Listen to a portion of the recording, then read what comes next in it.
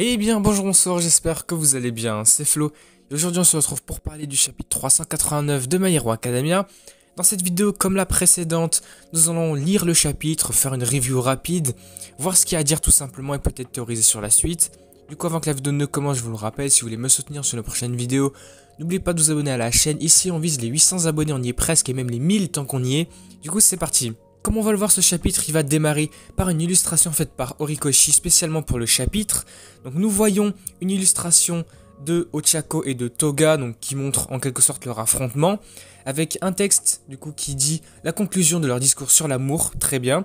Et puis deuxième chose, on a la page de couverture du tome 38 du manga.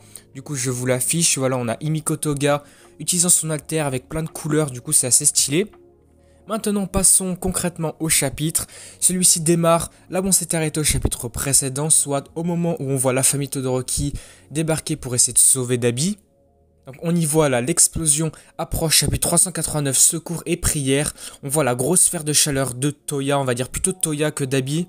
Nous passons du côté du QG de la police. Nous voyons le taux d'augmentation de la température à l'épicentre a diminué. Mise à jour de nos calculs, donc à ce rythme, non, la probabilité n'a pas diminué, l'explosion est inévitable. Donc comme on l'avait bien compris, la chaleur a cessé d'augmenter, mais elle ne diminue pas pour autant. Du coup, l'explosion, elle va quand même arriver.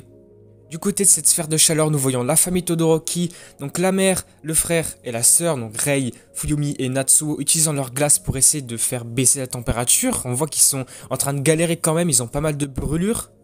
Et puis nous voyons le point de vue de Toya sur la situation. Nous voyons que Toya se dit « Ah, tout le monde me regarde. Oh, c'est ainsi que les choses se passent. » Si c'était si simple. Et là nous voyons une image, là cette fois de Dabi, avec une grosse fissure sur le visage. On voit une grosse fissure blanche tout le long de son visage.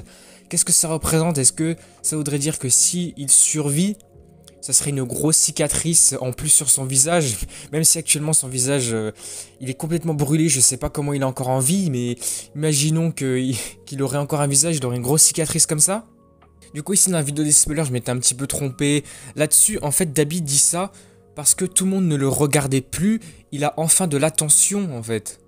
Depuis sa soi-disant mort, plus personne ne le regardait, plus personne pensait à lui, tout le monde était focalisé sur Shoto en fait.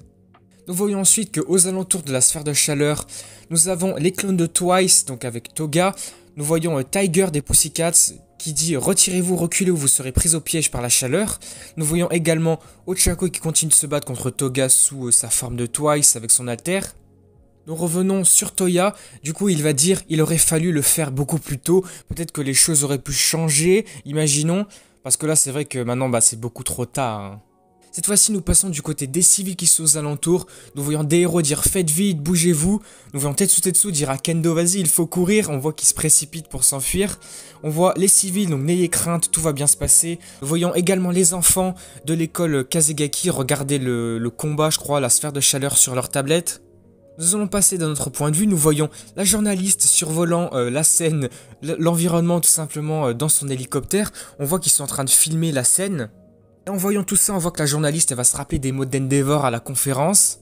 Et puis dans un même temps, on va passer à l'un des abris. Nous voyons la personne qui était fan d'Endeavor, qui est toujours fan d'ailleurs d'Endeavor, bien sûr. On voit qu'il est en train de prier, donc il se dit tout simplement « Les choses vont bien se passer », il est en train de prier pour ça justement. Nous allons passer d'un autre côté, rien à voir, nous passons du côté des Philippines, où nous voyons une femme qui doit sans doute regarder la scène également. On voit que cette femme est aussi en train de prier, du coup pour que tout se passe bien. Nous arrivons vers cette fin de chapitre qui aurait été assez court. Je crois que le chapitre il fait à peine 9 pages, vraiment 10 si on compte l'illustration. Mais il était plutôt assez court comme le chapitre précédent d'ailleurs. Du coup le chapitre va se terminer sur ces deux dernières pages. Nous voyons les enfants de Kazegaki en train de dire « Après tout nous avons encore 3 petits points, donc nous avons encore quelqu'un qui peut nous aider ». Nous voyons Shoto et Ida en train de débarquer. On voit que Shoto a carrément déployé un avion de chasse de glace, c'est hyper stylé.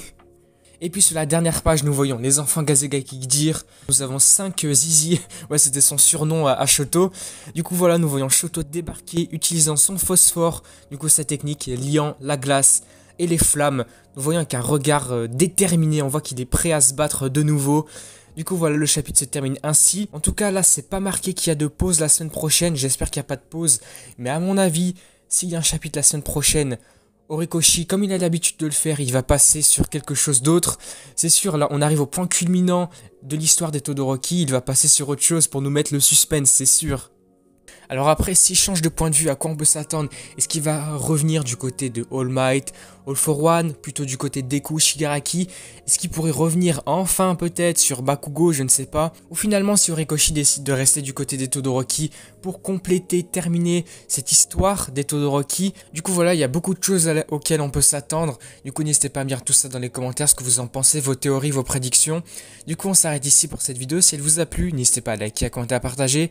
Et n'hésitez pas à vous abonner à la chaîne pour me soutenir sur les prochaines vidéos spoilers de différents mangas, Jujutsu Kaisen, One Piece, Blue Lock. Et puis je vous le rappelle, ici on vise les 800 abonnés, voire même les 1000. Et du coup moi je vous dis à la prochaine.